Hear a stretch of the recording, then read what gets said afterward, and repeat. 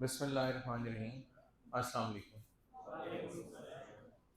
Average speed आज का हमारा टॉपिक है और एवरेज स्पीड को डिफाइन करते हैं। It is the total distance upon total time. Symbol आप दे दें इसको वी ए वी जी, तो आप लिखेंगे it is total distance divided by total time. अब ये डेफिनेशन है, इसकी जो मैथमेटिकल अप्रोच है वो डेटा पे डिपेंड करती है कि आप कौन सा फार्मूला यूज़ करके इसे कैलकुलेट करेंगे।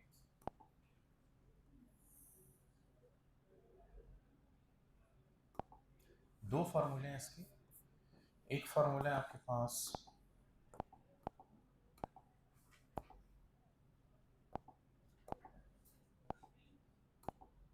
Average speed is equal to total distance delta S upon total time delta T. ये कैसे कैलकुलेट किया जाता है? Final minus initial divided by final time minus initial time. एक एग्जांपल इस पे अटेम्प्ट करेंगे। दूसरी डेफिनेशन है average speed is equal to total distance S1 plus S2 plus S3 plus up to plus Sn upon total time T1 plus T2 plus T3 plus up to plus Tn। इस पे भी फिर हम problem solve करेंगे। ये बहुत powerful formula है। इसके चार स्पेशल केसेस हैं, मैं उनको मानता ही नहीं कि वो स्पेशल केसेस हैं, मैं सिर्फ इस फार्मूले को मानता हूँ। जनरल केस पता है तो फिर कभी भी स्पेशल केसेस डिराइव हो सकते हैं और वो ऑटोमेटिकली हो जाते हैं। एक दफ़ा उसके लिए सेंस डेवलप करना है कि अच्छा ये बात ऐसे भी कही जा सकती है, ये खुद ब खुद इंशाल्लाह सॉल्व हो जाएगा। वो सब बंद कर दें फ़ैन, ये सारे बटन बंद कर दें बस। Thank you. सो ये कैसे होता है देखें, अगर आपको कह दे कि बॉडी इनिशियली 10 सेकेंड का टाइम गुजरने के बाद किसी डिस्टेंस 20 मीटर पर मौजूद थी फ्रॉम द इनिशियल पोजीशन, तो फिर 20th सेकेंड पे अगर वो 50 मीटर की पोजीशन पर है फ्रॉम द ओरिजिन, तो उसकी एवरेज स्पीड क्या होगी? कैलकुलेट कर सकते हैं 3 मीटर पर सेकेंड, क्योंकि अब आप इस फार्मूले में सिंपली वैल्यूज पुट करेंगे डेटा को देखते हुए। Average speed is equal to final position 50 meter, initial position 30 meter, 30 या 20 it is 20 meter upon final time which is 20 second minus 10 second, result आएगा 30 meter in every 10 second distance cover हुआ था which is 3 meter per second। तो ये formula use करने का तरीका है कि ये फार्मूला हम कब यूज़ करेंगे। लेकिन इस किस्म की इक्वेशन को कैसे यूज़ करना है, मैं आपको एक क्वेश्चन देता हूँ, आप अटेम्प्ट करेंगे तो आपको अंदाज़ा हो जाएगा कि ये इक्वेशन किस टाइप के क्वेश्चन लेके आती है। Like car is moving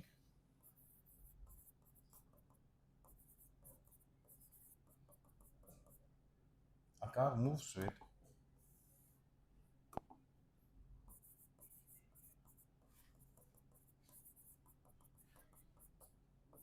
20 kilometer per hour for 2 hours, 40 kilometer per hour for 2 hours, and 60 kilometer per hour for 6 hours. The average speed of the car is, चलिए निकालें आप लोग, मैं ऑप्शन देता हूँ आप लोगों को। 12 kilometre per hour, 40 kilometre per hour, 48 kilometre per hour या नन। सॉल्व करें इसे। 12 किलोमीटर पर आवर। ठीक है, देखिए आप लोगों ने ऐसे निकाला होगा कि average speed is equal to total distance s1 plus s2 plus s3 upon total time t1 plus t2 plus t3। ठीक है, उसके बाद आपने लिखा होगा 20 plus 40 plus 60 upon 2 plus 2 plus 6 is equal to 120 divided by 10 is equal to 12, which is option A। कितने बच्चे इसे कर पाए थे, कितने लोग सॉल्व कर पाए थे? शाबाश, वेरी गुड वेरी गुड। ये गलत है। क्यों मुझसे क्यों पूछ रहे हैं आप लोग? आप पहले सोचे तो सही कि गिवन क्या है और रिक्वायर्ड क्या है। Kilometre per hour. अब पता चला कि मैंने तो स्पीड दी हुई है, v1 टाइम दिया हुआ है t1, v2 time t2, v3 time t3, जबकि एवरेज स्पीड की डेफिनेशन है total distance by total time. आप लोगों ने जो किया है वो एक नई डिस्कवरी है, total speed by total time. ये दुनिया में कहीं भी एग्जिस्ट नहीं करती थी, लेकिन मेरी क्लास में आप जैसे स्टूडेंट्स पहले भी इसको डिस्कवर कर चुके हैं माशाल्लाह। कुछ समझ आई है? अब आपको ठीक करना होगा इसे। आपको तो पता चल गया कि ये आंसर नहीं है, मैंने डिस्टेंस दिया ही नहीं था और आपने लेके स्पीड भी निकाल दी। तो अब क्या आंसर होगा? नोन नहीं बेटा, एक तो ये नन पढ़े, N O N, non. Non NKNOWN होता है, प्रोनाउंसिएशन का ख्याल रखें। अब इसमें किसी और ने कोई आंसर निकाला हो तो भी शेयर कर सकता है। 40 था। 40 क्यों था? क्योंकि आपने ऐसे सोल्यूशन निकाला, average speed is equal to v1 plus v2 plus v3 divided by 3, which is again 20 plus 40 plus 60 divided by 3, which is, बोले, 120 divided by 3 is equal to 40 kilometre per hour. कितने बच्चों ने ये आंसर ऑप्ट किया? पूरी class में सिर्फ एक ही स्टूडेंट है जिसने ये ठीक किया है, और तो किसी ने नहीं किया। वेल डन, इसके लिए तालियां नहीं होनी चाहिए, ये भी गलत है। अब मैं जो फार्मूला पढ़ा रहा हूँ ना, मेरा क्वेश्चन हमेशा फार्मूले के मुताबिक होगा। मैं कभी भी ऐसी चीज़ दूंगा नहीं जो मैंने टीच ना की हो। तो आप फिर अपनी तरफ से क्यों फार्मूले डिस्कवर करने पे उतरेंगे? जब मैंने ये फार्मूला पढ़ाया ही नहीं है तो मैंने उसका क्वेश्चन भी नहीं देना। अब आपसे गलती क्या हो रही है उसको अंडरस्टैंड करें। आप ये फार्मूला नहीं लगा पा रहे। अब क्या मैंने आप लोगों को S1 दिया हुआ है? नहीं। S2 S3 नहीं दिया हुआ, लेकिन मैंने डेटा ऐसा दिया हुआ है कि मैं S1 S2 S3 निकाल सकता हूँ। फार्मूला है S is equal to VT। इसका मतलब कि आप एवरेज स्पीड निकालने के लिए क्या करेंगे? फार्मूला लगाएंगे, average speed is equal to S1 plus S2 plus S3 upon T1 plus T2 plus T3। So average speed is equal to S1 की जगह V1 T1, S2 की जगह V2 T2, S3 की जगह V3 T3 upon T1 plus T2 plus T3। V1 बस ऐसे करेंगे, V1 T1 20 into 2, 20 into 2 40, 40 into 2 80, 60 into 6 360, 360 और 40 400, 480। तो ये हो जाएगा 480 अपॉन 10, ये दोनों कैंसिल, रिजल्ट है 48 किलोमीटर पर आवर। समझ आई? फिजिक्स में अगर आपका कॉन्सेप्ट क्लियर नहीं है तो फिर आप तुक्के लगा के भी सही आंसर नहीं निकाल सकते। Either you know the correct answer, you can not gas it, you don't know the correct answer, gas नहीं हो सकेगा। तो अकल धोखा खाने से आती है, बादाम खाने से नहीं आती। समझ आई कि नहीं आई? अब आपने धोखा खा लिया है, मैं साबित करता हूँ कि आपको अकल आ गई होगी। अगर हो तो उसके लिए प्राइमरी कंडीशन है कि होगी, और बादाम आप लोग मेरे लिए लेके आएंगे, क्योंकि मैं जो इतना दिमाग खपा रहा हूँ तो मेरा दिमाग तो आप लोग खर्च हो रहा है। तो बादाम मुझे खिलाएं ताकि अकल आप लोगों को आए। ऐसे भूखे बच्चे हैं, एक ने भी नहीं कहा कि मैं कल बादाम लेके आऊँगा। छोड़ो यार, डिसअपॉइंट कर दिया। बादाम मत लेके आओ, लेकिन ये क्वेश्चन सॉल्व करो आप। A car moves for 40 kilometer with 4 kilometer per hour and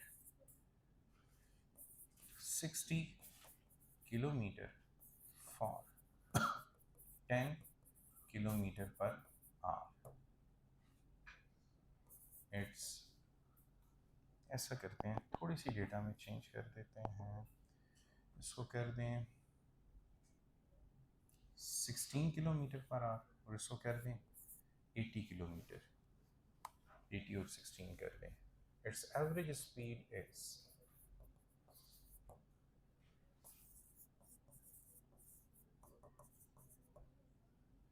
चलें सॉल्व करें, मैं ऑप्शन नहीं दूंगा। फॉर्मूला है S is equal to V T, तो S बाई वी किसके बराबर है? ठीक है, तो यहाँ पे टाइम गिवन नहीं था, तो आप लिखेंगे S1 by V1 plus S2 by V2। S1 mention किया आपने 40, S2 80 और नीचे भी 40 डिवाइडेड बाय 4 और 80 डिवाइडेड बाय 16। इधर तो दूसरी स्पीड 16 है ना, तो 16 इंटू 5, 4 इंटू 10। अच्छा, ऊपर 40 और 80 120 डिवाइडेड बाय 15। अच्छा, दोनों 5 के टेबल में आते हैं, तो 5 इंटू नहीं तो 20 के लिए कह रहा हूँ, 5 इंटू 24 आता है। 5 इंटू 24 इज 120 एंड 5 इंटू 3 और 3 इंटू 8, तो ये 8 किलोमीटर पर आवर। समझ आ गई? समझ आ गई? तो आप देखें इसमें, ये आप इससे ज़्यादा आपके साथ कुछ भी नहीं कर सकता।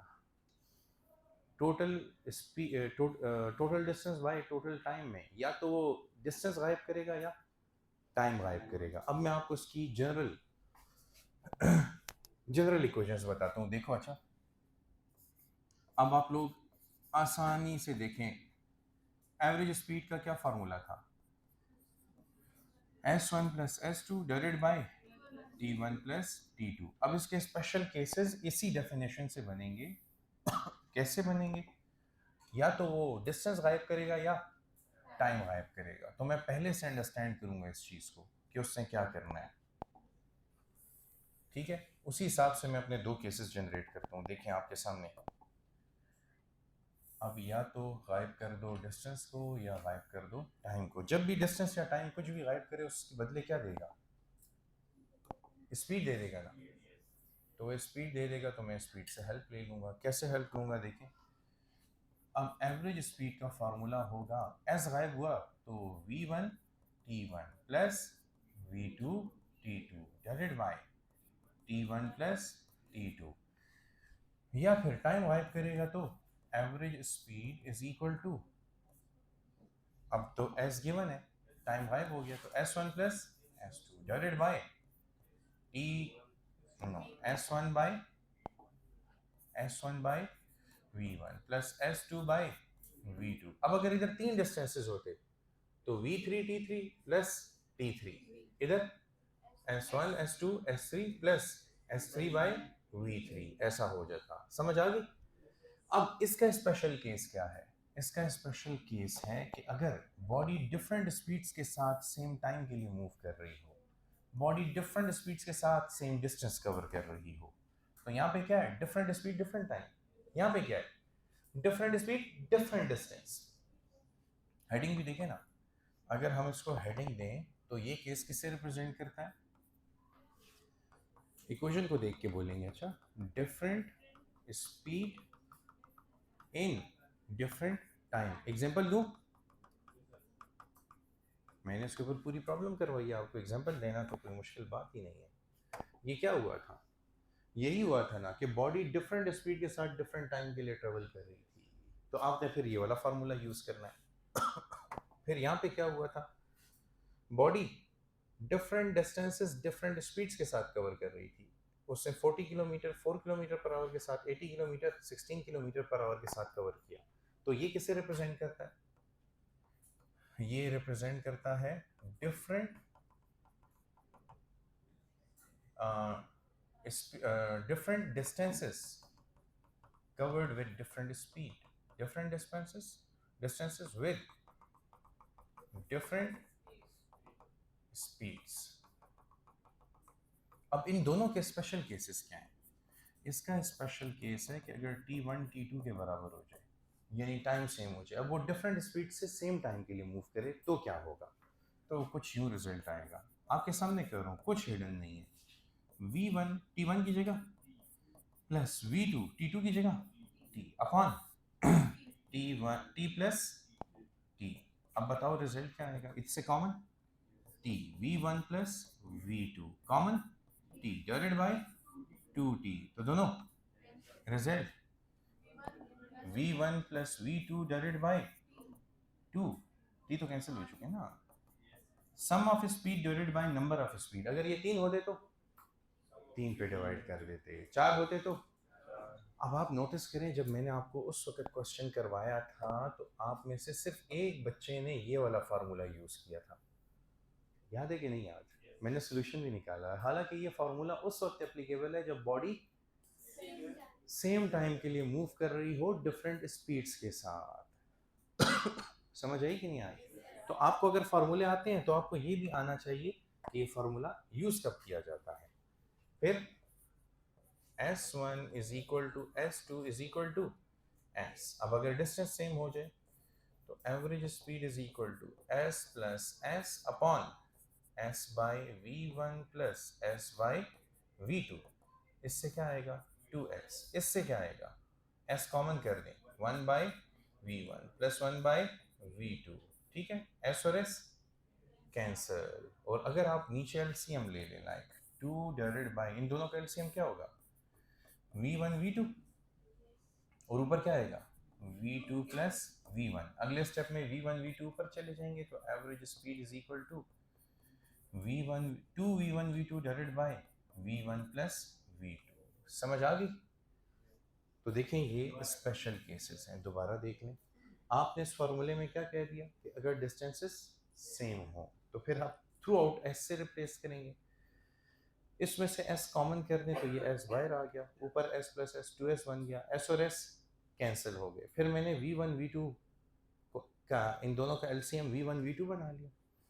अब आप अगर एलसीएम लेंगे तो इधर V1 V2 आएगा, इधर क्या है V1, तो V1 V2 को V1 पे डिवाइड करें, V2 बचता है, ऊपर लिख दें प्लस। इसी तरह यहाँ पे V1 बचता है, ये V1 V2 जब इधर आएगा तो 2V1 V2 divided by V1 plus V2 आ जाएगा। अब आपने घर जाके होमवर्क क्या करना है, ये मैंने आपके टेस्ट में भी दिया हुआ है, डेली टॉपिक वाइज टेस्ट में, कि अगर तीन इस फॉर्मूले में अगर तीन नहीं इसी में तीन डिस्टेंसेस होते, तीनों सेम होते, तो एवरेज स्पीड का क्या फार्मूला होता?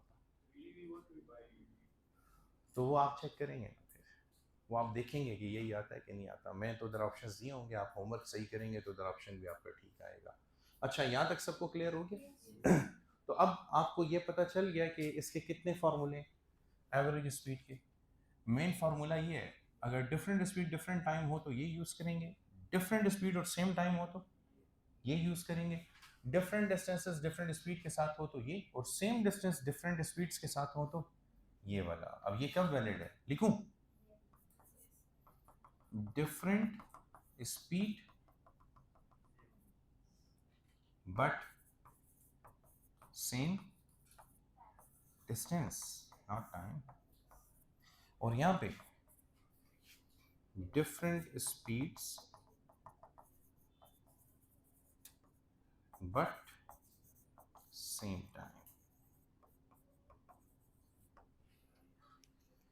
ये आपका एवरेज स्पीड का पूरा एनालिसिस हो गया।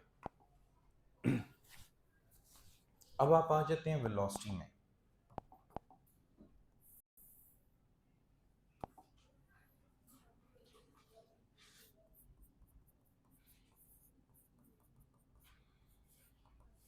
जी, वेलोसिटी को कैसे डिफाइन करेंगे? Velocity is the displacement covered per unit time. तो इसमें भी वही छोटी मोटी डेफिनेशंस पहले आप कवर कर लें, और वो क्या, यूनिफॉर्म वेलोसिटी किसे कहते हैं, वेरिएबल वेलोसिटी किसे कहते हैं, इंस्टेंटेनियस वेलोसिटी किसे कहते हैं, और एवरेज वेलोसिटी किसे कहते हैं।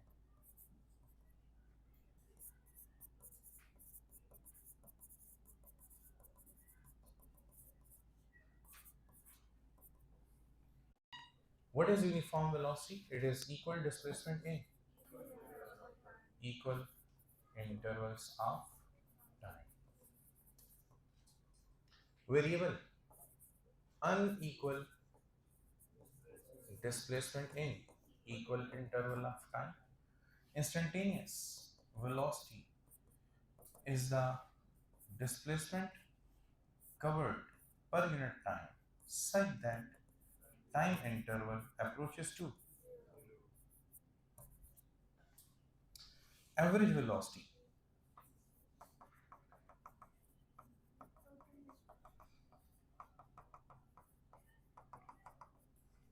Average velocity is total displacement divided by total time.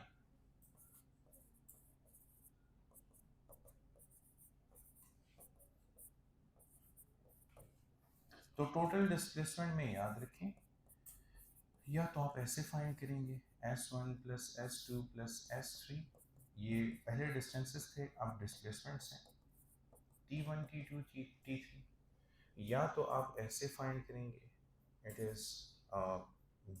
Is final minus initial, यानी final position vector minus initial position vector divided by tf minus ti,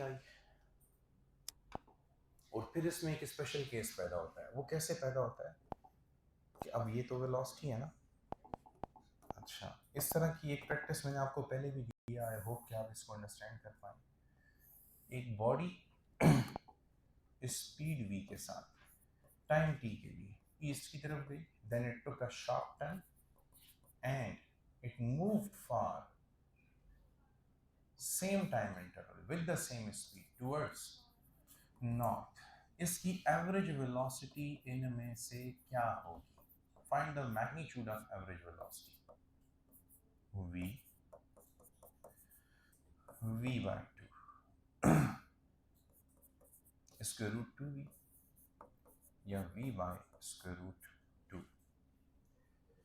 तो क्वेश्चन ये है कि एक बॉडी स्पीड v के साथ टाइम t के लिए ईस्ट की तरफ जाती है, फिर वो एक शॉर्ट टर्न लेती है और सेम स्पीड के साथ सेम टाइम के लिए नॉर्थ की तरफ जाती है।